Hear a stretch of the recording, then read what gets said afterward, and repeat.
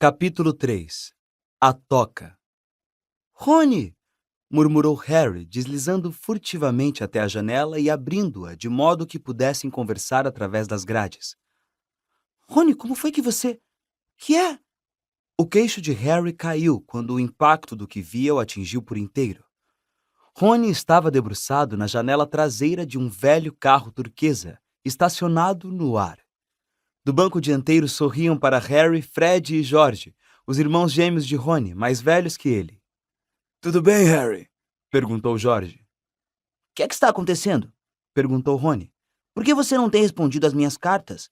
Convidei-o a vir nos visitar umas 12 vezes e então o papai chegou em casa e disse que você tinha recebido uma advertência oficial por usar magia na frente de trouxas. Não fui eu. E como é que ele soube? Ele trabalha no ministério. Você sabe que não temos permissão para usar magia fora da escola. Ah, isso não conta, respondeu Rony. É só emprestado. É do papai, não fomos nós que o enfeitiçamos. Mas fazer mágica na frente desses trouxas com quem você mora? Eu já disse que não fiz, mas vai levar muito tempo para explicar agora. Olha, será que você pode avisar em Hogwarts que os Dursley me trancaram e não vão me deixar voltar? E é claro, não posso sair usando mágica, porque o ministério vai achar que é a segunda mágica que faço em 3 dias. E aí... Pare de falar coisas sem sentido, disse Rony. Viemos levá-lo para casa conosco. Mas vocês também não podem me tirar usando mágica. Não precisamos, disse Rony, indicando com a cabeça o banco dianteiro do carro e sorrindo. Você esqueceu quem foi que eu trouxe comigo. Amarre isso nas grades, mandou Fred, atirando a ponta de uma corda para Harry. Se os Dursley acordarem, estou morto, comentou Harry enquanto amarrava a corda bem firme em volta da grade e Fred acelerava o carro.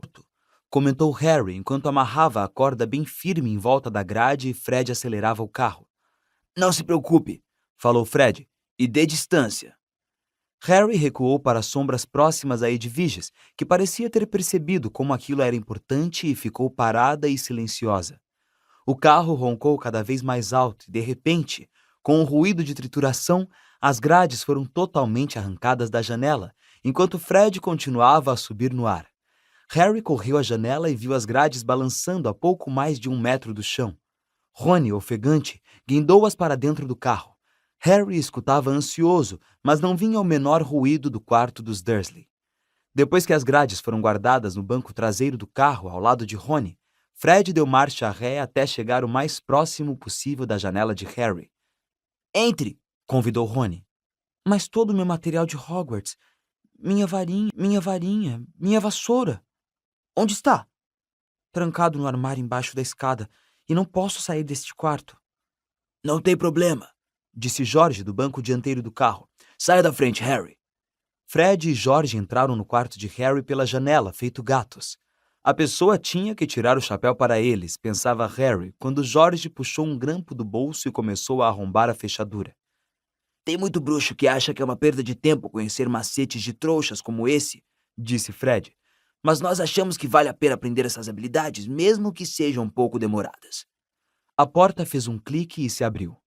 Então, vamos apoiar o seu malão e você pega o que precisar do seu quarto e passa para o Rony, murmurou George. Cuidado com o último degrau, ele range, murmurou Harry para os gêmeos que desapareceram no corredor escuro. Harry correu pelo quarto, reunindo seus pertences e passando-os a Rony pela janela. Fred e George a carregar o malão para cima. Harry ouviu o tio Walter tossir. Finalmente, ofegantes, eles chegaram ao alto da escada e carregaram o malão pelo quarto de Harry até a janela aberta. Fred pulou a janela de volta ao carro para puxar o malão com Rony, enquanto Harry e George o empurravam pelo lado de dentro. Pouco a pouco, o malão deslizou pela janela. Tio Walter tossiu outra vez.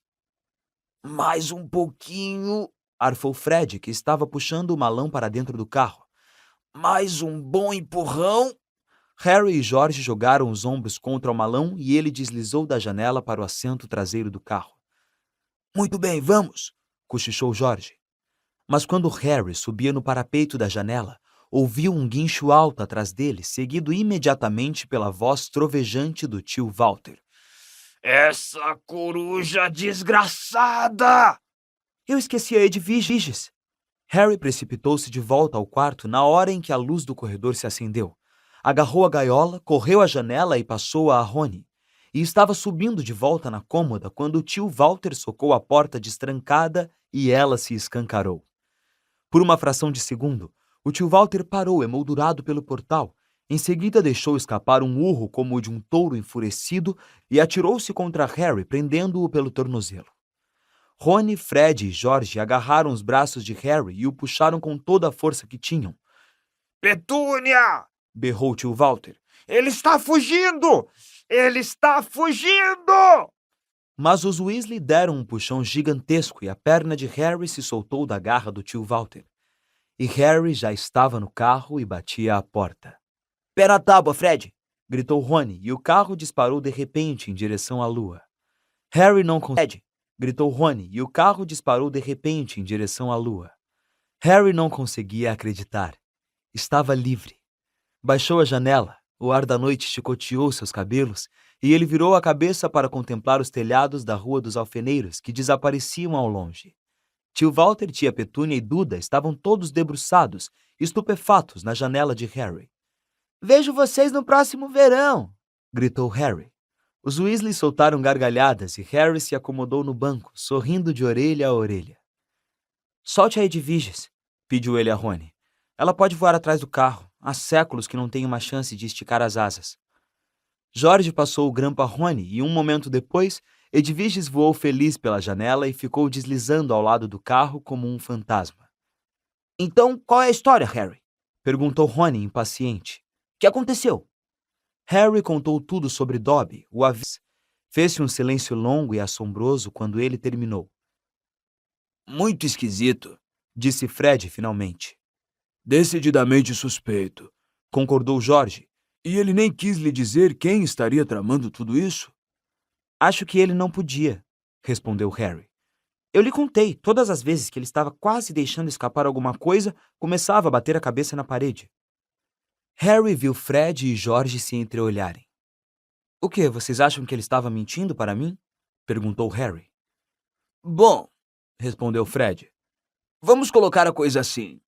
Elfos domésticos têm poderes mágicos próprios, mas em geral não podem usá-los sem a permissão dos donos. Calculo que o velho Dobby foi mandado para impedir que você voltasse a Hogwarts. Deve ser a ideia que alguém faz de uma brincadeira. Você pode imaginar alguém na escola que tenha raiva de você? Claro, disseram Harry e Rony na mesma hora. Draco Malfoy, explicou Harry. Ele me odeia. Draco Malfoy? Perguntou George, virando-se. O filho de Lúcio Malfoy? Deve ser, não é um nome muito comum, é? Disse Harry. Por quê? Já ouvi papai falar nele. Era um grande seguidor de você sabe quem. E quando você sabe quem desapareceu, acrescentou Fred, esticando-se para olhar para Harry. Lúcio Malfoy voltou dizendo que nunca tivera intenção de fazer nada. Um monte de bosta. Papai acha que ele fazia parte do círculo íntimo de você sabe quem. Harry já ouvira esses comentários sobre a família Malfoy antes e não se surpreendeu nem um pouco. Draco Malfoy fazia Duda Dursley parecer um menino bom, atencioso e sensível. Não sei se os Malfoy têm um elfo doméstico, disse Harry.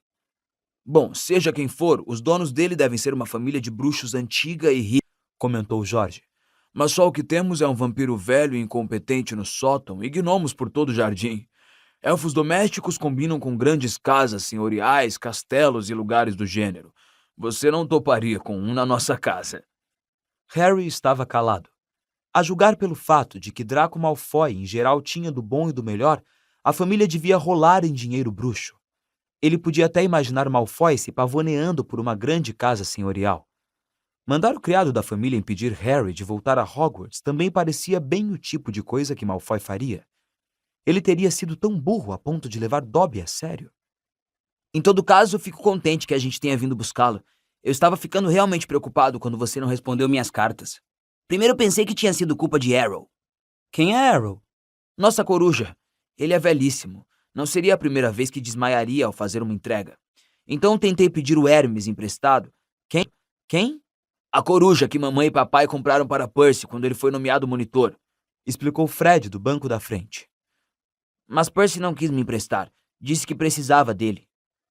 Percy anda se comportando de forma muito estranha este verão, disse George, franzindo a testa. e tem despachado um bocado de cartas e passado um tempão trancado no quarto. Quero dizer, tem limite o número de vezes que a pessoa pode querer dar brilho num distintivo de monitor. Você está se afastando demais para o oeste, Fred, acrescentou, apontando a bússola no painel do carro. Fred corrigiu o rumo, girando o volante. E seu pai sabe que você está dirigindo o carro? Perguntou Harry, já adivinhando a resposta. Ah, não, disse Rony. Ele teve que trabalhar hoje à noite. Com sorte conseguiremos guardar o carro de volta na garagem antes que mamãe note que saímos com ele. Afinal, o que é que seu pai faz no Ministério da Magia? Ele trabalha no departamento mais monótono de todos, disse Rony. Ele trabalha no departamento mais monótono de todos, disse Rony. O do controle do mau uso dos artefatos dos trouxas. O quê? Tratam do feitiço lançado em objetos feitos pelos trouxas, sabe? No caso de acabarem indo parar numa loja ou numa casa de trouxas. Como no ano passado, uma velha bruxa morreu e o seu serviço de chá foi vendido a uma loja de antiguidades. Uma mulher trouxa comprou o serviço, levou para casa e tentou servir chá aos amigos. Foi um pesadelo. Papai ficou trabalhando depois do expediente durante semanas. O que aconteceu? O bule de chá endoidou e espirrou o chá fervendo para todo lado, e um homem foi parar no hospital com as pinças de açúcar presas no nariz. Papai quase ficou louco. Só existe ele e um velho bruxo chamado Perkins no escritório, e os dois tiveram que usar feitiços para apagar lembranças e outros tipos de recursos para abafar o caso. Mas o seu pai... Este carro... Fred riu. Papai é doido por tudo que os ferramentas é cheio de coisas de trouxas. Ele desmonta o objeto, enfeitiça e torna a montá-lo. Se ele revistasse a nossa casa, teria que se dar ordem de prisão. Mamãe fica danada. Aquela é a estrada principal, disse Jorge, espiando para baixo pelo para-brisa. Estaremos lá em 10 minutos. Antes assim, já está clareando. Uma ligeira claridade rosada tornava-se visível na linha do horizonte a leste. Fred fez o carro baixar um pouco e Harry viu uma colcha de retalhos feita de campos e arvoredos. Moramos um pouquinho fora da cidade, disse Jorge. Ottery St. Catchpole. O carro voador continuava a descer. A auréola escarlate do sol agora brilhava por entre as árvores. Pousamos! Exclamou Fred quando, com um ligeiro solavanco, tocaram o chão.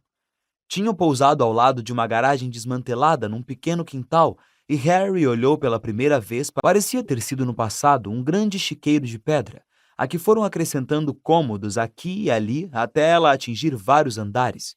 E era tão torta que parecia ser sustentada por mágica. O que Harry lembrou a si mesmo era provável. 4 ou 5 chaminés estavam encarapitadas no alto do telhado vermelho. Em um letreiro torto enfiado no chão próximo à entrada, lia-se A Toca. Em volta da porta de entrada amontoava-se uma variedade de botas de borracha e um caldeirão muito enferrujado. Várias galinhas castanhas e gordas ciscavam pelo quintal. Não é muita coisa, disse Rony. É maravilhosa, comentou Harry, feliz, pensando na Rua dos Alfeneiros. Eles desembarcaram do carro. Agora vamos subir muito quietinhos, recomendou Fred, e esperar mamãe nos chamar para tomar o café da manhã. Então, Rony, você desce correndo e diz... Mamãe, olha só quem apareceu durante a noite. E ela vai ficar contente de ver o Harry e ninguém vai precisar saber que saímos voando no carro. Certo, concordou Rony. Vamos, Harry, eu durmo no alto. O rosto de Rony ganhou um tom verde esquisito. Seus olhos se fixaram na casa. Os outros 3 se viraram.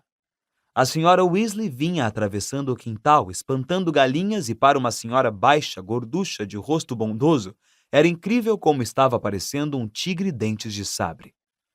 Ai! Exclamou Fred. Essa não! Exclamou Jorge. A senhora Weasley parou diante deles, as mãos nos quadris, olhando de uma cara culpada para a outra. Vestia um avental florido com uma varinha saindo pela borda do bolso. Muito bem, disse ela.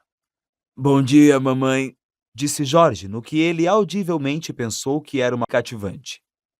Vocês fazem ideia da preocupação que tive?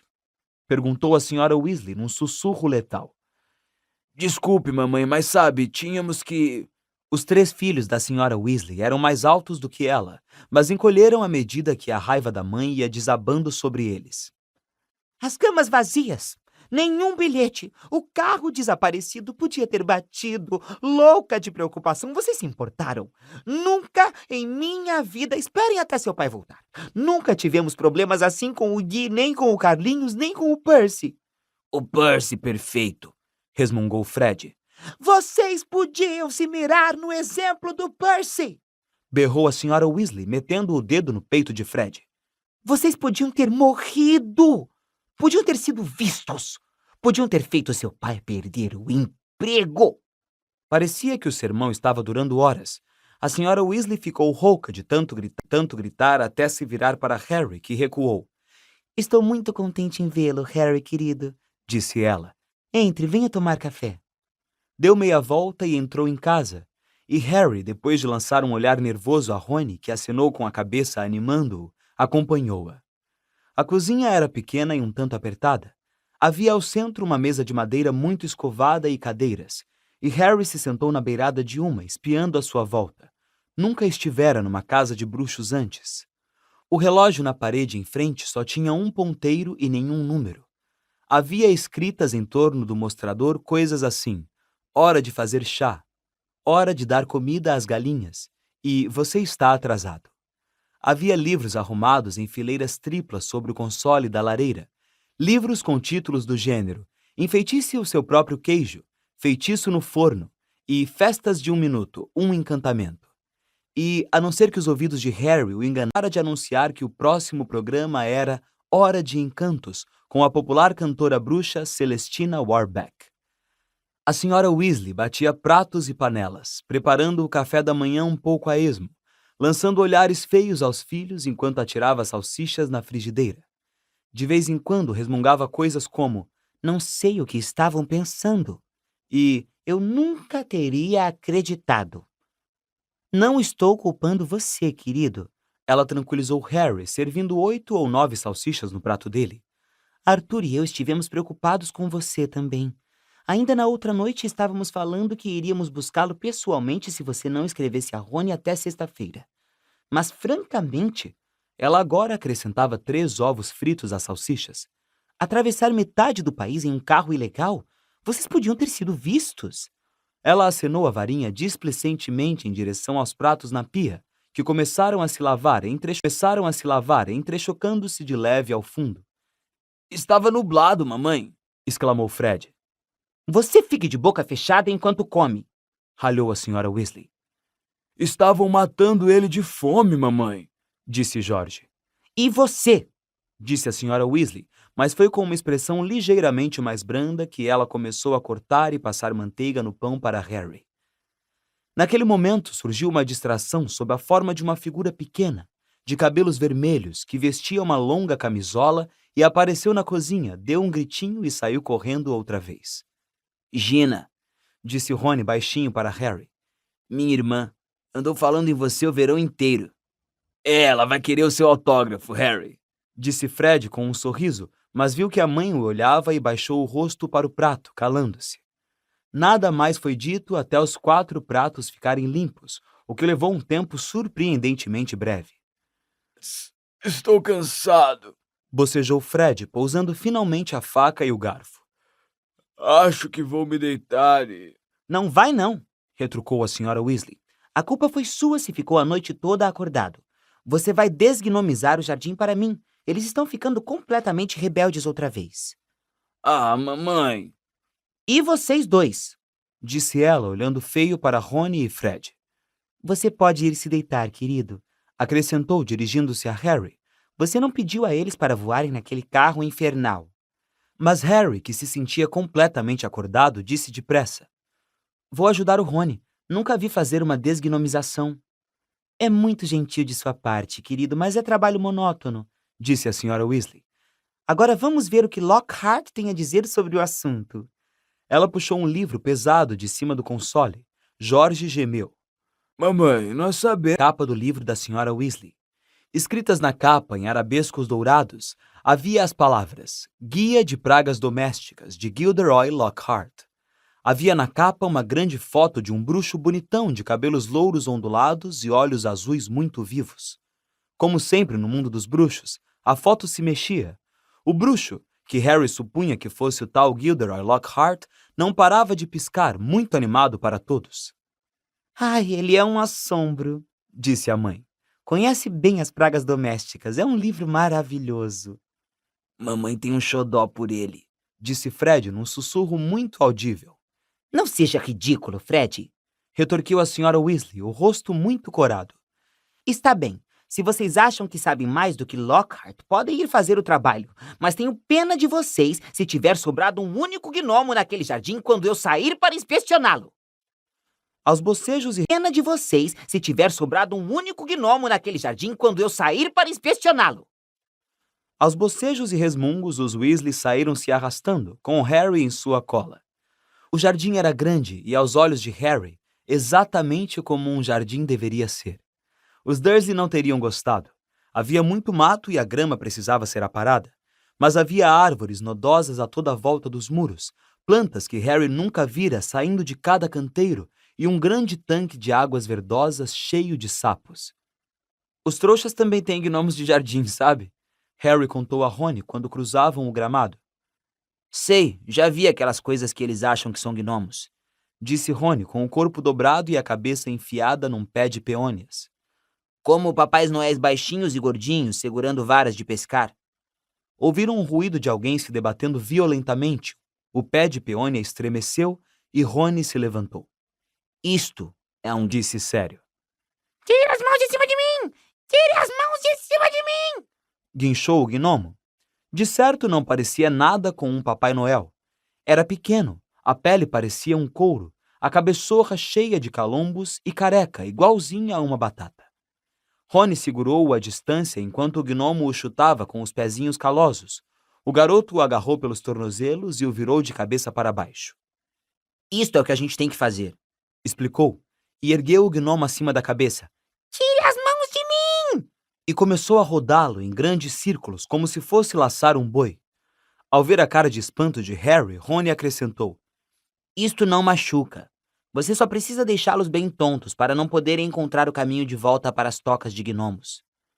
Ele soltou os tornozelos do gnomo, que voou uns 6 metros para o alto e caiu com um baque surdo no campo do outro lado da sebe. Lamentável. Alto e caiu com um baque surdo no campo do outro lado da sebe. Lamentável, exclamou Fred. Aposto que posso atirar o meu bem além daquele toco de árvore. Harry aprendeu depressa a não sentir muita pena dos gnomos. Resolveu simplesmente deixar cair por cima da sebe o primeiro que pegou, mas o gnomo, pressentindo fraqueza, enterrou os dentes afiados como navalhas no seu dedo, e Harry teve muito trabalho para sacudi-lo longe, até que... Uau, Harry, esse deve ter caído a uns 15 metros. O ar não tardou a ficar coalhado de gnomos voadores. Está vendo? Eles não são muito inteligentes, disse George, agarrando 5 ou 6 gnomos de uma vez. Na hora em que descobrem que está havendo uma desgnomização, aparecem correndo para dar uma espiada. Era de se esperar que já tivessem aprendido a ficar quietos. Logo, os gnomos atirados no campo começaram a se afastar em uma linha descontínua, os ombrinhos curvados. Eles vão voltar, disse Rony, enquanto acha que são engraçados. Naquele instante, a porta de entrada bateu. Ele voltou, disse George. Papai está em casa. Os garotos atravessaram correndo o jardim e entraram em casa. O Sr. Weasley estava largado numa cadeira da cozinha, sem óculos e de olhos fechados. Era um homem magro, começando a ficar careca, mas o pouco cabelo que tinha era ruivo como o dos filhos. Usava vestes verdes e longas que estavam empoeiradas e amarrotadas da viagem. Que noite! Murmurou, tateando à procura do bule de chá enquanto todos se sentaram à sua volta. 9 batidas! 9! E o velho mundungo Fletcher ainda tentou me lançar um feitiço quando eu estava de costas. O Sr. Weasley tomou um longo gole de chá e suspirou. Encontrou alguma coisa, papai? Perguntou Fred, ansioso. Só encontrei umas chaves para portas que encolhem e uma chaleira que morde. Bocejou. Houve algumas ocorrências feias, mas não foram no meu departamento. Mortlake foi levado para interrogatório sobre umas doninhas muito esquisitas, mas isto foi com a comissão de feitiços experimentais, graças a Deus. Mas por que alguém ia se dar ao trabalho de fazer chaves que encolhem? Perguntou George. Só para aborrecer os trouxas, suspirou o Sr. Weasley. Vendem a eles uma chave que encolhe até desaparecer, de modo que nunca conseguem encontrá-la quando precisam. É claro que é muito difícil processar alguém porque nenhum trouxa vai admitir que a chave dele não para de encolher. Insistem que vivem a perdê-las. Deus os abençoe, eles vão a extremos para fingir que magia não existe, mesmo que esteja no nariz deles. Mas as coisas que o nosso pessoal anda enfeitiçando, vocês não iriam acreditar. Como carros, por exemplo? A senhora Weasley aparecera, empunhando um longo atiçador como uma espada. Os olhos do Sr. Weasley se arregalaram. Ele olhou com cara de culpa para a mulher. Carros, Molly, querida? É, Arthur, carros. Disse a senhora Weasley, os olhos faiscando. Imagine só um bruxo comprar um carro velho e enferrujado e dizer à mulher que só quer desmontá-lo para ver como funciona, quando na realidade o enfeitiçou para fazê-lo voar. O Sr. Weasley piscou os olhos. Bom, querida, acho que você vai descobrir que ele estava agindo dentro da lei quando fez isso. Mesmo que tivesse agido melhor se tivesse contado a verdade à mulher, há um furo na lei, você vai descobrir. Desde que ele não tivesse intenção de voar no carro, o fato de que o carro poderia voar, não. Arthur Weasley, você providenciou para que houvesse um furo nessa lei quando a escreveu. Gritou a senhora Weasley.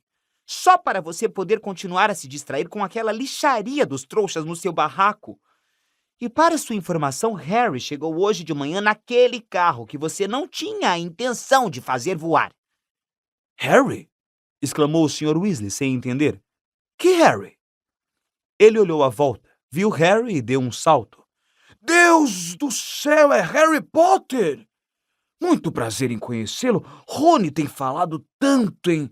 Os seus filhos foram naquele carro até a casa de Harry e voltaram de lá ontem à noite.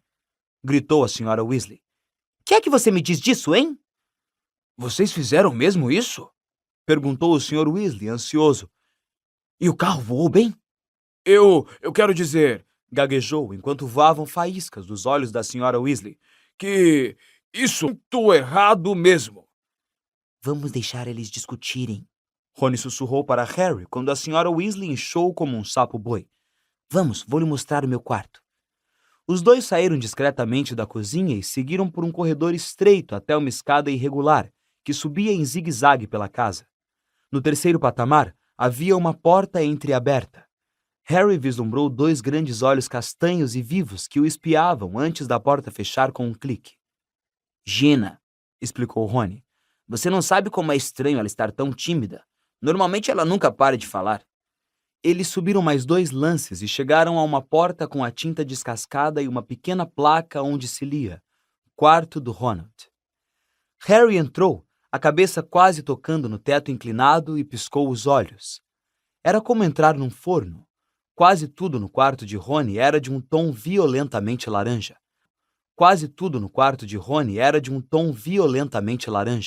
A colcha da cama, as paredes e até o teto. Então, Harry percebeu que Rony tinha coberto praticamente cada centímetro do papel de parede gasto com pôsteres dos mesmos 7 bruxos e bruxas, todos usando vestes laranja vivo, segurando vassouras e acenando com animação. O seu time de quadribol? Perguntou Harry. O Chudley Cannons, disse Rony, apontando para a colcha laranja, que exibia um brasão com 2 enormes Cs pretos e uma bala de canhão em movimento. 9º lugar na divisão.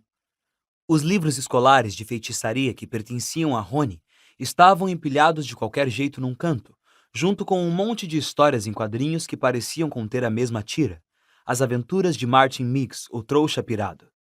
A varinha de condão de Rony estava em cima de um aquário cheio de ovas de rã, no peitoril da janela, ao lado dos que tiravam um cochilo numa nesga de sol. Harry pulou por cima de um baralho de cartas auto-embaralhantes que estava no chão e espiou pela janelinha. No campo lá embaixo, ele viu uma turma de gnomos que voltavam sorrateiros um a um pela cerca dos Weasley. Depois virou-se para olhar Rony, que o observava quase nervoso, como se esperasse ouvir sua opinião. É meio pequeno, disse Rony depressa. Nada como aquele quarto que você tinha na casa dos trouxas. E estou bem debaixo do vampiro no sótão, sempre batendo nos canos e gemendo. Mas Harry, com um grande sorriso, disse: Esta é a melhor casa que já visitei. As orelhas de Rony ficaram vermelhas.